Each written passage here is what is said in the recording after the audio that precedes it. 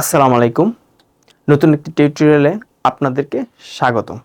আজ আমরা আলোচনা করব বাংলাদেশ সিকিউরিটি এক্সচেঞ্জ কমিশনের একটি আইন, যেখানে বলা ছিল যে ডিরেক্টরদের 30% হোল্ডিং থাকতে হবে লিস্টেড কোম্পানির ক্ষেত্রে। কিন্তু বাস্তবতা দেখা যাচ্ছে অনেক কোম্পানি এই 30% হোল্ডিং হচ্ছে না। এর অনেকগুলো কারণ আছে, আমরা সেই কারণগুলো আলোচনা করব এবং আমরা আশা করব খুব দ্রুতই যেন এই সম্পূর্ণ 30% যে ডিরেক্টর হোল্ডিং থাকা প্রয়োজন, সেই হোল্ডিংটা তারা রাখতে পারে। এতে করে বিনিয়োগকারীদের জন্যই ভালো হবে।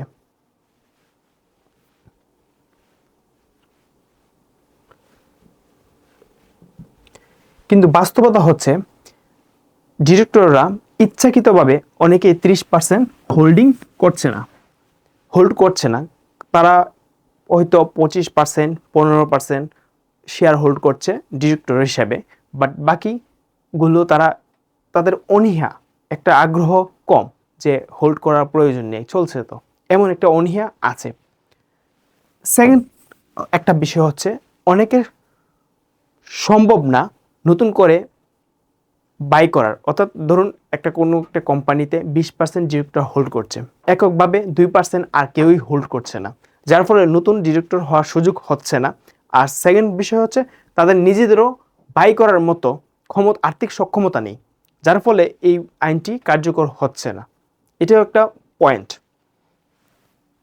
লাস্ট একটা পয়েন্ট ব্যাপার হচ্ছে অনেক ক্ষেত্রে আইনগতভাবেও দেখবেন ডিরেক্টররা 30% হোল্ডিং নেই, বিশেষ করে সরকারি অনেক প্রতিষ্ঠান যেগুলো সরকারে হোল্ড করা আছে, বাট সরকারের পক্ষ থেকে কেউ থাকে না। আইনগতভাবে অনেক ডিরেক্টরদেরকে সরিয়ে দেওয়া হয়, যার ফলে আমরা 30% হোল্ডিং দেখে থাকি না।